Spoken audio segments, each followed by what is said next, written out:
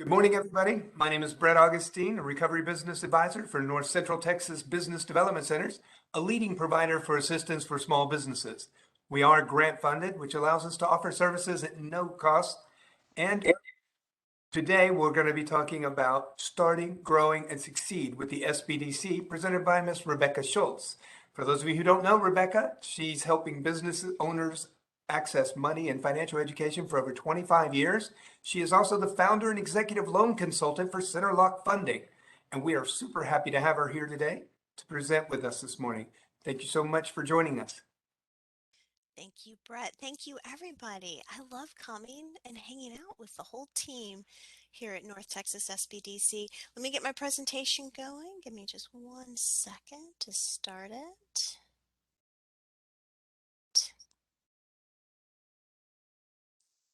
Go. Do I have the right version up? Yes, okay, good. Absolutely. All right, so we are here to talk about starting, growing, and succeeding with the SBDC. My name is Rebecca Schultz. I am the executive loan consultant and founder of CenterLock.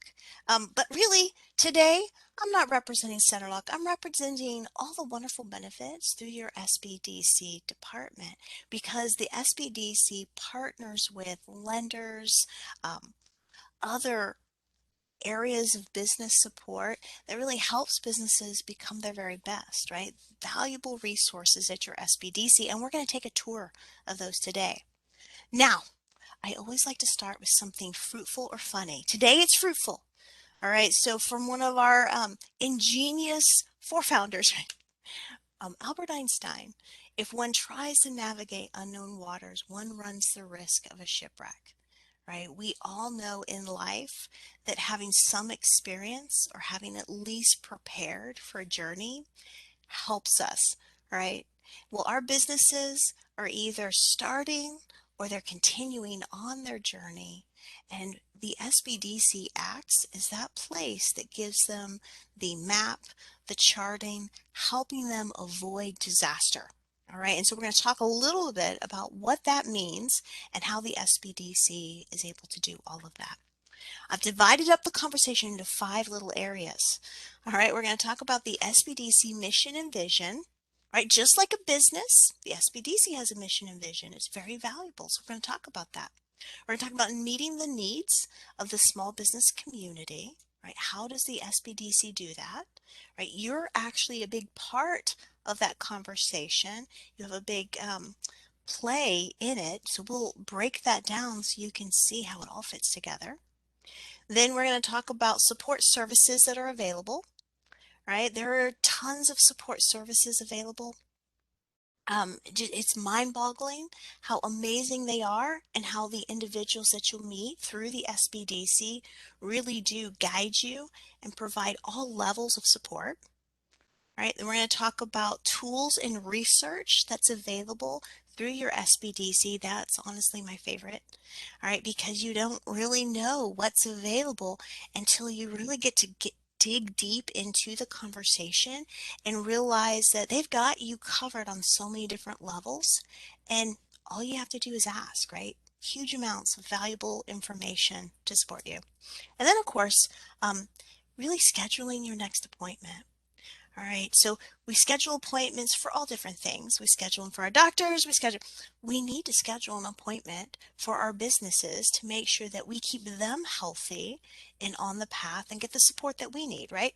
So the business scheduling an appointment is hugely important. All right, so let's talk about the SBDC mission and vision, right? I like this little picture because really to be able to see the future, right, we see it through the lens of this mission and vision. Now the SBDC, they deliver expert advice and training to help existing and future business owners start, grow, and succeed. That is their mission. That is why they exist. Now, how they accomplish that mission, that's your vision, right, is to be the first choice provider of business advice and training to entrepreneurs and business owners. Right, that is how they do it. They bring in business advisors, training, right, tools, resources to help you be your best entrepreneur. Right, that is a lofty goal. right? But let's kind of take that apart today in the conversation to figure out how they start to achieve that. All right, I'm going to focus first on support services. All right, support services, we can think about that in all different ways, right? But what are they absolutely trying to do when you walk through that door of the SBDC or you contact them? Well, they're trying to make sure that you avoid the top reasons for failure. All right. Yes. So, what are those top reasons for failure? One is lack of funding, right? Not having the money you need in order to continue on operating. That's the number one failure for businesses. All right. Lack of business acumen is number two. Now, that sounds tough, right? It sounds rough, but I'm going to tell you that all of us need to improve our business acumen because business is not stagnant. Business is forever growing and changing. Just let's point to the pandemic, which was a huge growth spur for a lot of business owners. They had to change things, they had to digitalize their content, they had to figure out new ways because business is constantly changing. We all have a challenge of getting up to speed on what's happening in the business world. All right. All right. Third is going to be lack of solid business plan. Now, this is a little tidbit, right? That business plan isn't just for whenever you start a business, right? That business plan should be evolving and changing with your business as you are evolving and growing through the economy and through competition and all the different factors that businesses face, right? So business planning is a forever task, right? But you constantly have to think about it and actually put the plan together to understand resources and support and what that vision looks like going forward. All right, fourth reason why business fail is poor marketing plan. All right, so as somebody who supports business owners, I will say that is hands down so true. All four of these, that marketing plan right now, that's really getting to me, okay? That is so true. Really understanding how to reach your target market, how to communicate with them, and how you constantly need to be evaluating and testing so that you can continue making sure that you are sharing and getting your business services word out there, right? All right, so we know that these are the top reasons the businesses fail. So what's the SBDC doing about that? Well, really their services are trying to change the odds. The SBDC is providing information, research, resources, training, advisory services in all four of these areas and more, right? And they provide information not to just startups, right, to businesses of all stages, growth, industries, right? They help them understand what's happening and they help them utilize the services in order to not fail. All right. Now, the SBDC connects with all of these support services, not just within the SBDC, but around the SBDC, and they are always trying to stay current with the evolving economic climate. That's a tough job, all right? The economic climate is wildly changing right now, right? And let's talk about that in current times. We've got inflation concerns, supply chain management concerns, labor shortages, right? If you're starting to feel a little claustrophobic, like join the club, right? But they're really trying to make sure that you're not only understanding the problems at the depth, but you're actually able to get the tools to evolve beyond them so that the business can survive, right? So we know the challenges business owners are facing, and your SBDC is supporting the business owners through those challenges, helping them reach the next level to be able to succeed. Now, that all sounds good, right? I'm going to take you into a little bit of the basics here. All right, we got it back to the basics because we're all coming into this conversation in different levels, different understanding of business, different goals for our businesses, right? Some of us are startups, some of us are existing, some of us are trying to do a turnaround where they're trying to help their business move beyond current challenges. And so we're going to get all on the same page with these basics. All right, so in the basics, we know that you have to eventually understand or evaluate your business opportunity. Now, businesses are created to, one, solve customer pains, right? That's the whole premise, that you're providing something of value to a customer or client, right? And then it's not always just about you, right? We think about it sometimes as being about us, but it's about having the talent and the team that can really support that solution or customer pain, right? To provide that value. Evaluating your business opportunity. Now, once we come up with that idea, right, we have to do quite a bit of research to make sure that we fully understand it and we're thinking about all angles, right? So we ask ourselves the question, what do you not know about that business opportunity that you should know, right? And then more importantly, if you're starting, what do you need to actually start that business? Are there permitting? Do you have to have equipment? Are there certifications? What are those details that you might not know for certain, right? And you need to get that research data. All right, and then once you've done the research, you got the idea, you've done the research, you feel confident that you've got a good one, right? Then you essentially need funding support. And you have to ask yourself a question again, how much money is going to be needed for you to successfully execute and meet that opportunity, right? And then, of course, what do you have to do to improve your odds of getting that funding? Because oftentimes there's those little unknowns or challenges that are out there that you have to move through or address in order to get the funding. It's elaborate, right? It's elaborate. Now, once you get through this, right, we have to take a step back and we have to think about whether or not the idea is practical. Right? And this is tough. This is tough because oftentimes we need other people around us, not just ourselves, to help reflect this information to us.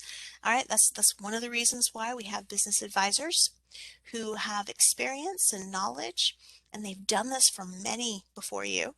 Right? You have to ask yourself, do you have that background experience, the resources, the capability to run that business? Right? Have an honest reflection of that. And then you have to ask yourself, is it really a market for that product or service? That's a tough question to answer, right? And the reason why it's tough is because a lot of business owners love what they do, or they love the idea of what they're bringing into this world, right? That market research conversation is more labor intensive. Understanding the market, making sure that you're being competitive in that market, really understanding your competition. That's what I'm talking about. That's part of understanding whether or not this is actually going to make, right? This is actually a practical idea. All right. And then you have to find the people, right? You have to find the customers. So you have to create those customers and you have to hopefully keep those customers, right? Or have happy customers, right? And so it's a cycle. So you have to think through these questions and really lay out that plan. All right. And then what level of sales or traction, right? That's another word we use in business. Do you need in order to break even or essentially cover your costs, right? That actually takes a little bit of work to understand. We got to work through pricing. We got to work through target market. How many of those people, right? Expenses have to be researched, but ultimately you want to make sure that you'll be profitable. So that's a conversation that you got to figure out. And of course, competition. Competition is never ending, right? It's never ceasing. It is always out there. And so you have to understand competition not just once when you start, but constantly evaluating that landscape. And then, of course, you may not see something, right? You may not see new innovation that's coming up, or you might not see how your competitors to the left or the right are modifying their terms a little bit. And you never want to get behind the competition, right? You always want to stay with it or before it. And so, again, these are things that you have to work through and get that type of guidance from. All right, so let's slow down and talk about one of my favorite topics, like where are you going to get the money in order to help the business grow, right? Or help the business meet that next goal. All right. I like to be honest from the very beginning. There are no government grants to start businesses. Now, if that strikes you the wrong way, I'm going to slow down. I'm going to explain, right? Grants, which is money you don't have to repay back, are available to businesses. but not necessarily the startup version. All right, so let me explain. Startups represent risk. Right? And so most of the grant money that's coming through the federal government or through other areas, they essentially want to make sure that it's going for good use and that they're actually going to make traction or have activity that's going to get them to their desired goal. And that means that you have to have the experience to show you can do it. And so the startups are typically not in that conversation because they haven't been able to prove or have the history behind it. So most money that you're going to get if you are a startup, it's going to have to be from different sources. All right, and I like to say that the most well-known and probably the easiest way to get money for some is going to be through your own savings, your friends, your families, or tapping into other resources like your home equity, right? I'm not a big fan of that, but you go where you have the capability to find the capital to support. All right. But there are lenders out there, your Sbdc advisors work with them every single day, that can help you with capital to start a business or to grow a business. All right. And so you have to answer the question, can you qualify for that type of financing? Right. And then do you have what you need as far as credit wise to make a good case that you represent low risk and that you'll be able to succeed? All very interesting conversations to have, and your Sbdc advisors are experts at walking you through. All right, so let's talk about money in a slightly different way, right? We talked about kind of where we start thinking about getting it. Let's talk about business loans. A lot of people will gravitate to that quickly, right? They're like, I'll just go borrow the money to create this business or to grow this business. And that's a very valid conversation, but it comes with a lot of information that you need on the flip side. So I'm not going to handle all that information in this presentation, right? Because that's a lot. But I will say, go through a few little tidbits that set you up for the right understanding, and then I would encourage you to connect with the Sbdc and their training department for further support because they go into great length to help business owners understand this topic. All right. All right. So first of all, to be eligible for a business loan, you have to have credit, right? And a new or a young business may not have business credit, right? They're trying to develop it. And that is a sensitive topic. You can develop business credit, but it takes a little bit of doing. All right. Outside of that, there's typically a requirement that you bring some money to the party. Okay. Right. It is kind of like you're going to a party. You don't want to come empty handed, right? It doesn't say good things about you. But when you come in to borrow money for a business loan, they're going to expect for you to bring part of the total need, we call that equity or cash infusion, to the project, right? And they typically want to see 20% or more. I know, that's tough, right? So that's a conversation that gets evolved through additional training as well. Now, for any of these lenders, especially traditional lenders, they don't like risk, right? They don't like you gambling their deposits. Not that they would expect you to, but they like what we call a secondary form of repayment, and that's typically collateral. So collateral is a question that comes up, and you have to know whether or not you have collateral to support the venture if the cash flow does not happen and the loan doesn't get repaid back immediately. All right, and then anytime you borrow money, especially from traditional lenders, they want to know if there's any legal implications or any issues that might hamper the business, and it's typically coming from either the business side or the guarantor or owner side. All right, things like back to child support, past convictions, government loans that didn't get paid back, or if you have tons of government loans. I know those are all very sensitive conversations. Those are explained in detail when you meet with your advisor. But you have to ask yourself, are there any things that might impact you being able to go for money or go for a loan? And then that has to be addressed. All right, so I'm going to ask you a question. Are you good with details? Right? Are you really good at keeping a lot of things, balls juggling in the air? Right? Because Business owners have to be good with the details, right? They have to be organized.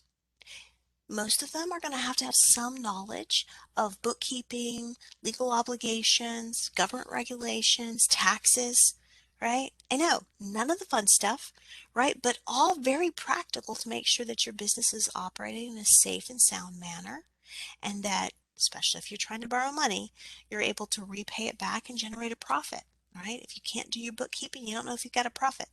If you aren't watching for legal problems, right, you could land yourself into a big lawsuit that takes away the business, right, and more. You have to be careful.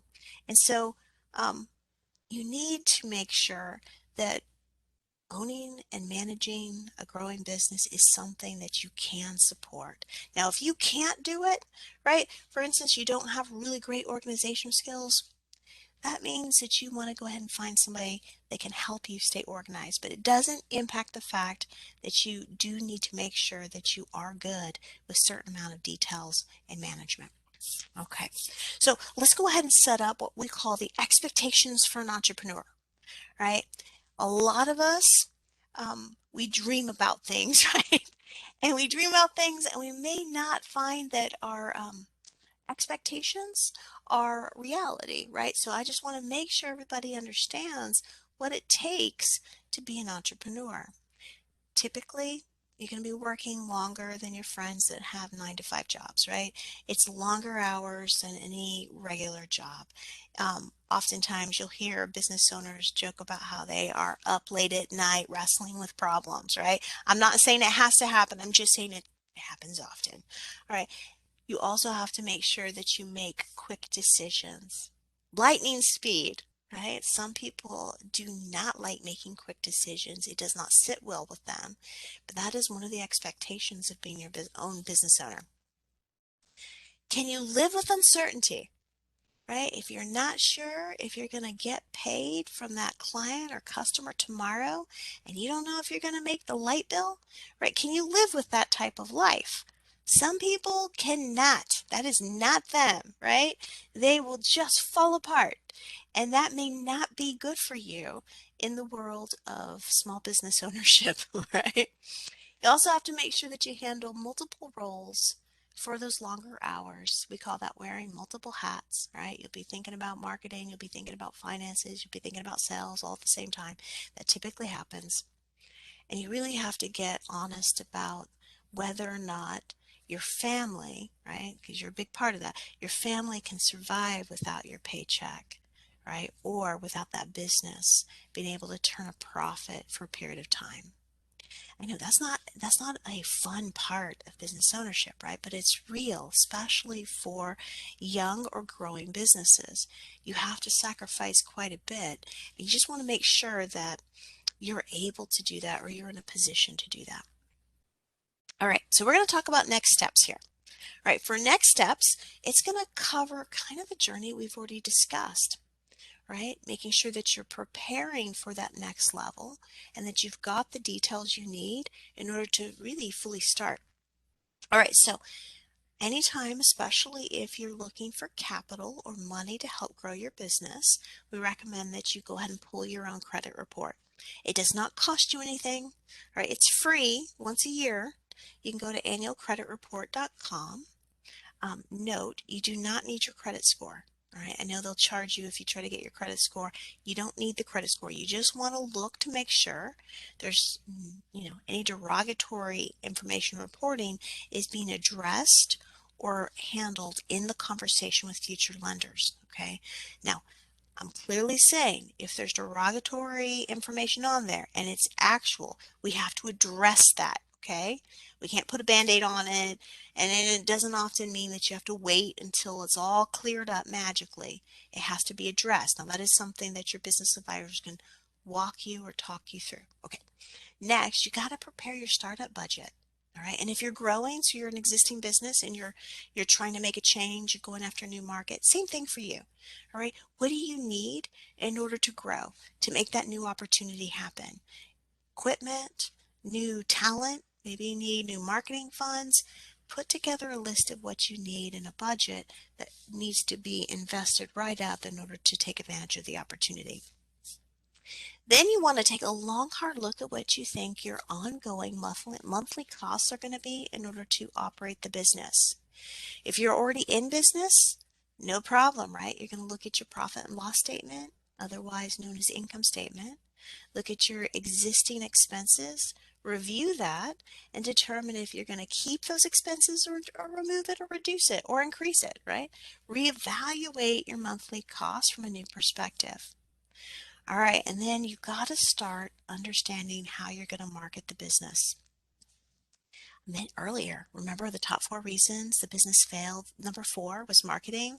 Oh my goodness, from an investor standpoint, marketing needs to be addressed right away.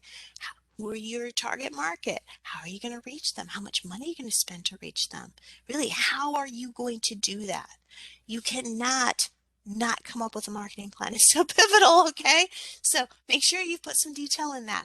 And then we move over to your research marketing, right? Your industry knowledge, and making sure that what you have already prepared makes sense, right? And then it will actually happen. So important, right? You got to base your knowledge or understanding oftentimes in your research.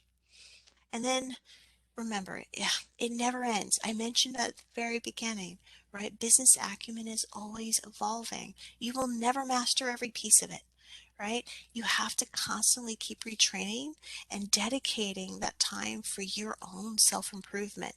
That's what makes for good leaders. So register for your additional workshops, get connected with the SBDC, and always stay at the top of any of that new business knowledge that's coming out. And then I will also say this is one of the highest benefits of being connected to the SBDC is being able to meet with one of their business advisors. And I would recommend on a regular basis, right? It's not something where you talk with them once and you're done. It's a relationship, all right? So you want to make sure that you're allowing yourself that ability to go to an expert, evaluate your business, get honest, reflective feedback, right? Figure out what's available to support you on this journey, and then continue to meet with the business advisor, right? They will be with you for the whole entire journey, right? Start to finish, right? And oftentimes longer than that if you need them.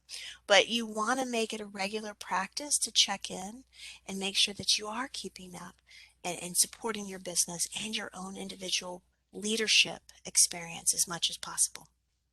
Whew, that was a lot, right? Okay, so we're going to switch the conversation.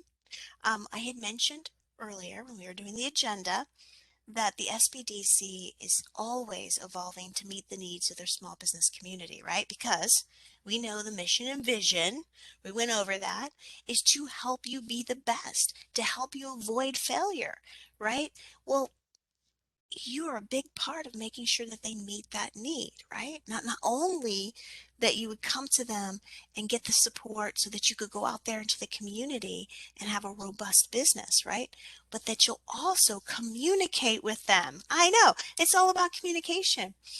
As business is evolving, right? Business acumen is always changing. As business are evolving, they need to know what you need, right? If you're not communicating with them, we're not going to be the best. So at the end of the day, remember, they are always listening to your feedback. So when you attend training and you get a survey, please fill out the survey. It is so important to them. You have no idea, right? Please let them know if you did get access to funding or that you did get some value out of the conference. They need to know. That is why they're around, is to support you. So they're going to have multiple layers of surveys, right? You get your surveys for training or support. You'll get an initial customer satisfaction survey. They'll have annual satisfaction surveys because remember, it's not a one and done relationship, right? It's a relationship that grows with you and supports the business and you, right? And you'll get an annual impact survey. It is so important for you to give back, all right, and to give that information because it is like paying it forward. All right, so you doing this little bit of survey, giving them honest feedback helps the next business owner that's coming out behind you. All right. So you have the opportunity to be the change maker. You have the opportunity to impact the future of small business all by sharing your voice. Wow, right? Powerful. And it's so true. It really is. They do listen to what you have to say. All right. So I told you this was my favorite part. All right, it really is. Okay, tools and research available.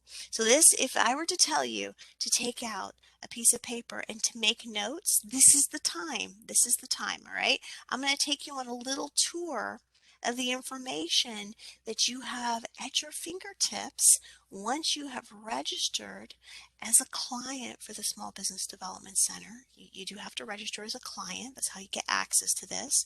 You would also be able to meet with one of their fantastic SBDC advisors, right? Because I would tell you that just getting a report is not as good as getting the report and the experience advice to help you understand that report and translate it to your business. It goes hand in hand. Okay, with that being said, everything you need is at the SBDC. Really, it's true, right? They provide the latest tools and resources available to small businesses. All right, so think about it this way. You have a large organization nationwide, right?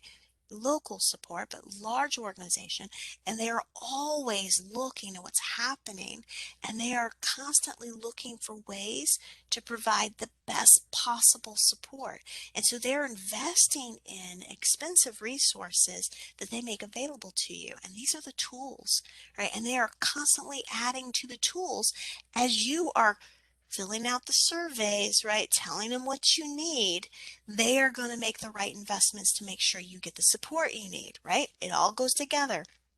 And understand this, that the business world is never stagnant, right? They're always innovating and providing more data, more information to support you. It's really exciting. So let's take a slideshow of options that you have through your current SBDC in North Texas. So here we go. Number one, it's really cool because you see this right when you go to their website, right? Very exciting information. Everybody should go and check it out right away, right? It's called Size Up. It is an industry and marketing research report.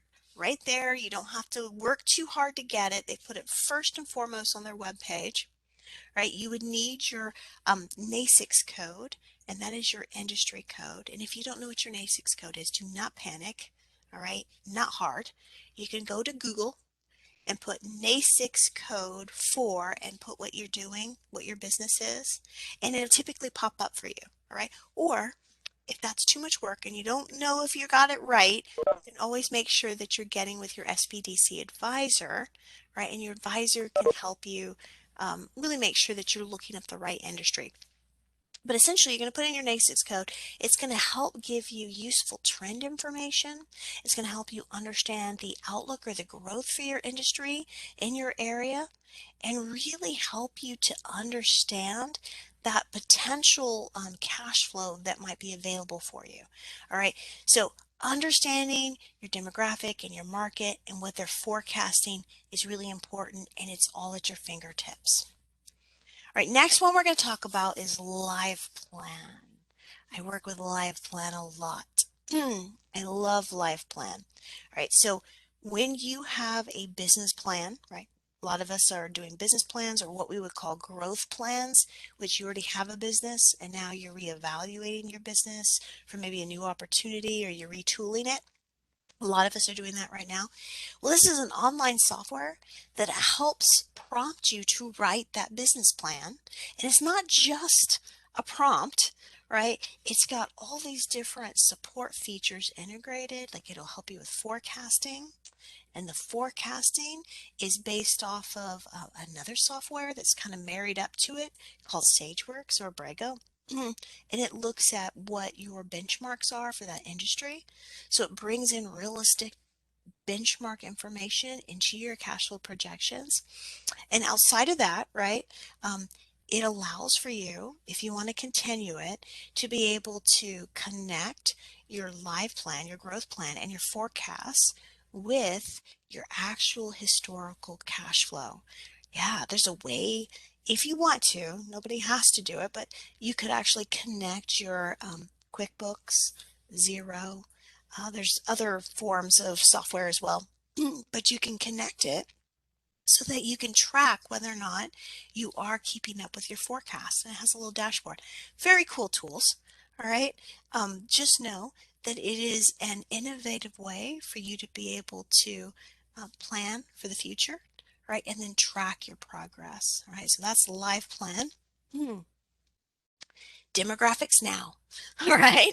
Demographics Now is more support on understanding your industry, right, as well as your demographics, making sure that you're looking at your marketing analysis, traffic counts, right, trends within those industries, really helps you understand your market, right, locations, and just to make sure that you really understand who you're trying to attract and get to walk through your business. Really helpful.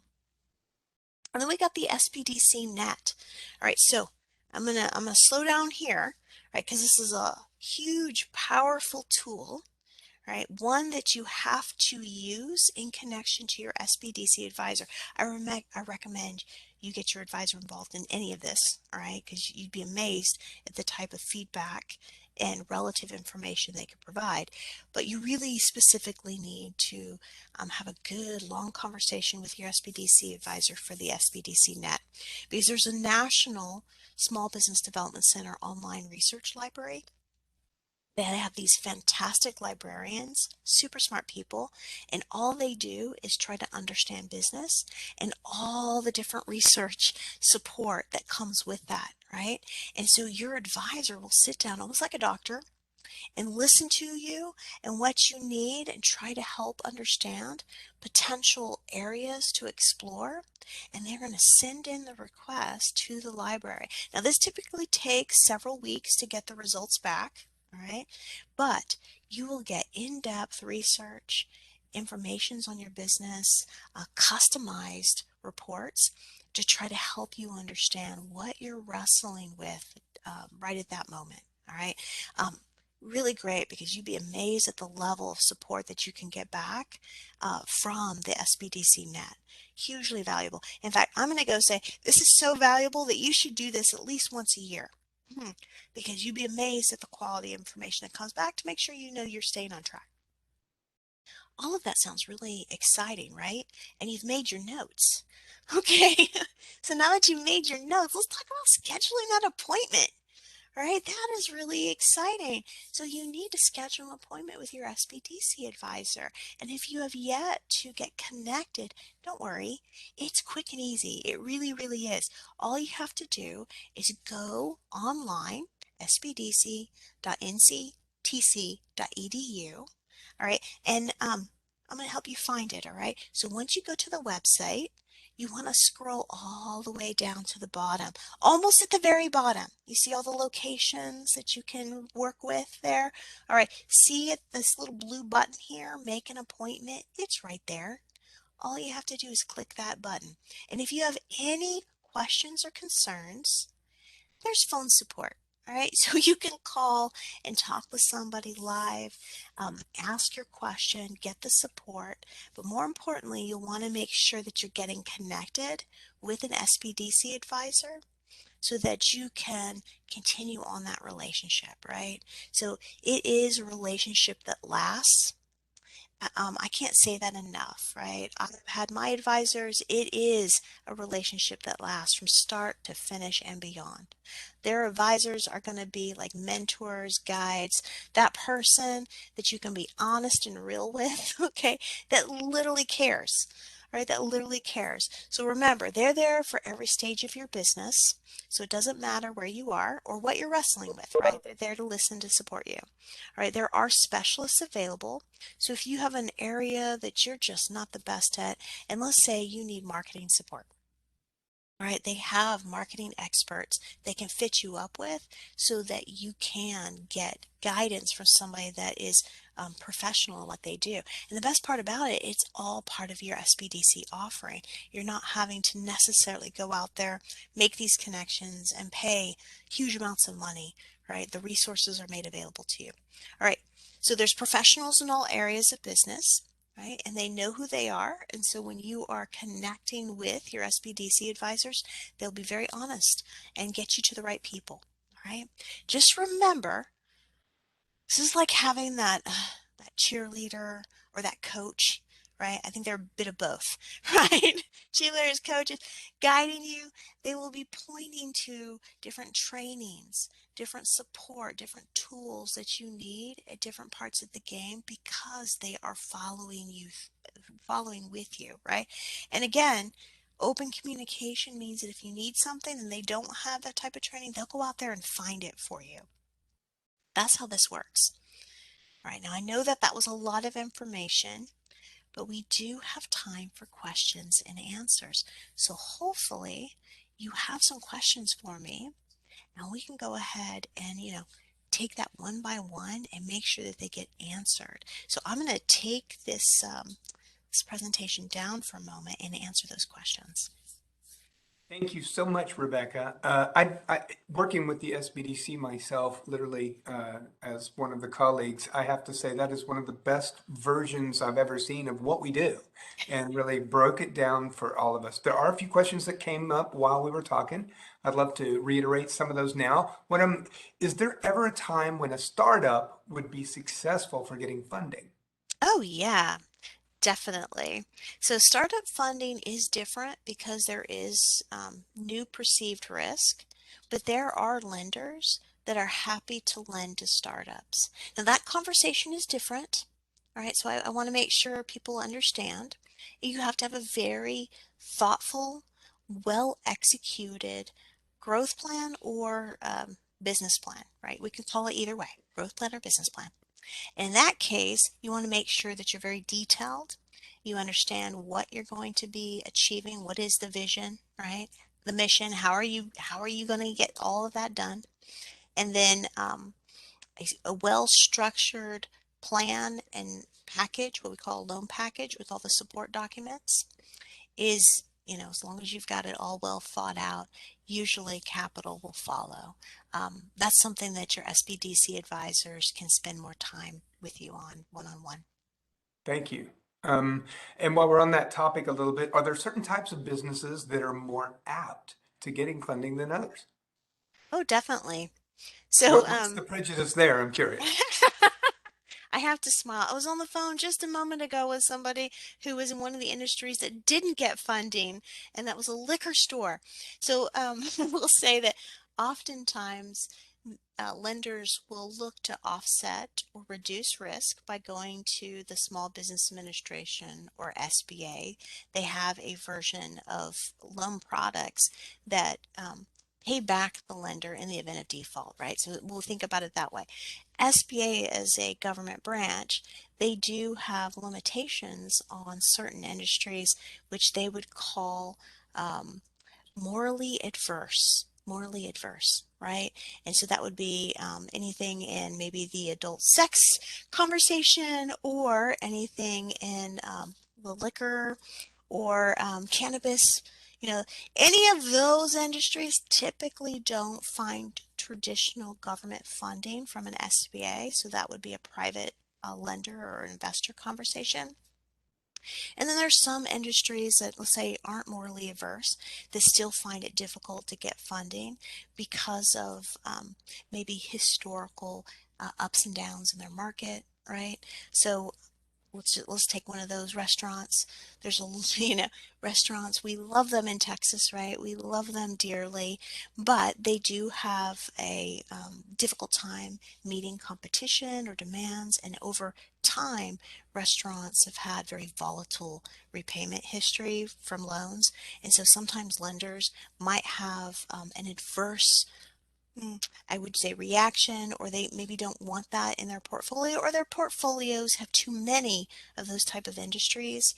It would be oversaturated is the word they use, and so they wouldn't be inclined to lend to them.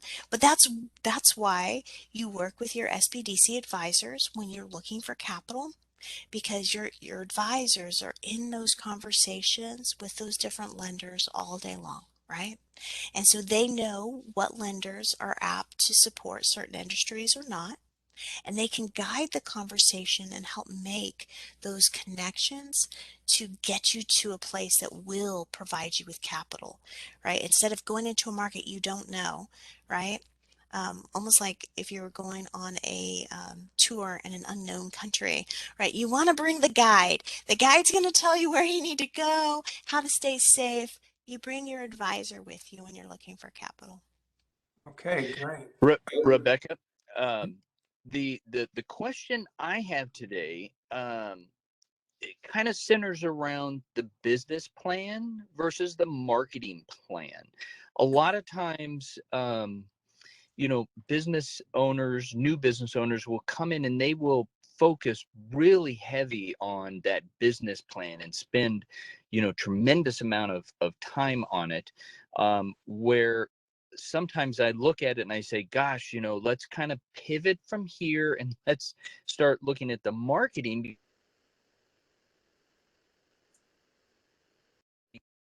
I think You Roger just, just left us. Can you repeat that, Roger? We lost you for a minute there. oh, I'm sorry. Um, I was just, pivoting from, that conversation of, hey, that's a great business plan. It looks like there's been a lot of time that has been spent on this, but, let's pivot over to the marketing plan. Can you just kind of talk about, how important that marketing plan is? Because that's the revenue generator. 100% agree with that comment, Roger. The marketing plan is the kind of measure to actually making the business successful. All right, and so I'm gonna try to illustrate this in the best way possible for others that maybe question what I just said there. All right, you can have a great idea, right? We can all have brilliant ideas, but unless you have a clear path to make that idea generate money and how that money is going to go back in to support the business, until you can show me you can do it, or you give me the specific details on how it's going to happen, we don't have anything. That marketing plan is you telling me exactly how you're going to make money, right?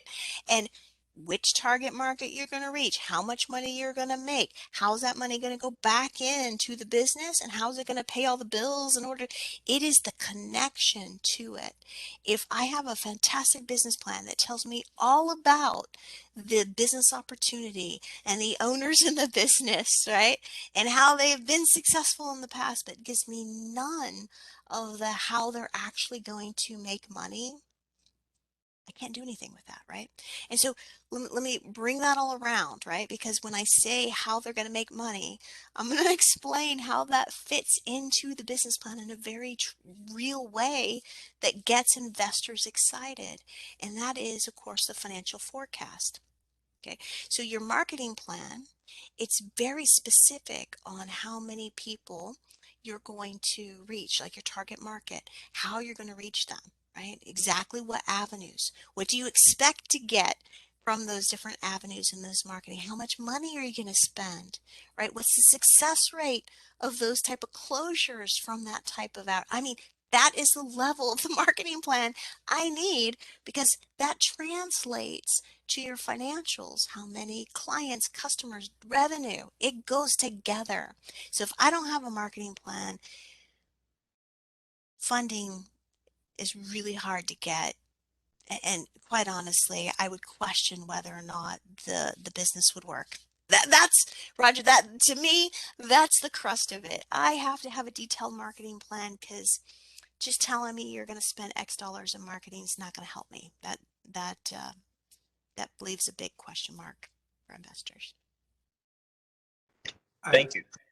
That was a great answer, and thank you for that. And that kind of pulls it all together with why meeting with your advisor and everything, which your whole presentation today is focused around, and getting up to be involved with the SBDC, Small Business Development Centers are exactly that, developing your business and bringing on other talented people such as yourself to help educate all of us as well as the clients that use the SBDC. So we're really happy to have all that. If you have any closing remarks you want, or if anybody else has any questions, please jump in now. And so I'll give you those closing remarks. All right. Well, thank you. Well, please, please use your SBDC as one of those alliances that are going to help you be successful. At the end of the day, investors, parties that look to the SBDC as producing quality relationships or client development, we all support the SBDC because we see the value and the results that come from it. So you have a huge resource right here in front of you, right? Use the resource, explore the resource, and hopefully, right, we'll connect, you and I, on another training event in the future. But best of luck. Thank you so much. And speaking of upcoming training events, oh my gosh, we even have some this afternoon. And thank you, Rebecca, so much for your time. And we're so happy to see you again. And we can look forward to seeing the next one with you. This afternoon, we have team building activities you can do with Lorna Kibbe. We also have on the 14th, Intro to QBO Payroll Part 1 with Stacy Kendall. And also, the same day, later on that afternoon at 2, we have Managing Cash Flow During Periods of Uncertainty with Angela Randolph. Ashley Cook's coming back with free tools to write copy better. And Anna Hay is communicating with difficult customers. She's going to make that a little easier for us. So Lorna Kibbe will also be back on the 17th, leading a team in virtual world. Wow. And as we know that we're adapting to the virtual world more and more, such as all of us right now, we're looking forward to that particular one. And this is just some of many training that you can find. If you want to, just go up to your screen right about here, and it's a little bitty QR code. It'll take you right to the site so you can sign up for any of the training that you may want in the future. And with that said, I do want to thank Rebecca again for joining us today. And while I'm thanking people, I'd also like to thank some of our sponsors. First of all, the Small Business Administration, the state of Texas, the North Texas Sbdc Regional Office, and the North Central Texas College for all making this happen today. We also recommend that you go to our website, as stated earlier, the sbdc.nctc.edu, to schedule an appointment with an advisor, get more information, get some research done, and get your train on the track going into the future in a good way. And we thank everybody for joining us today, and we look forward to seeing you on the next one. Have a great day.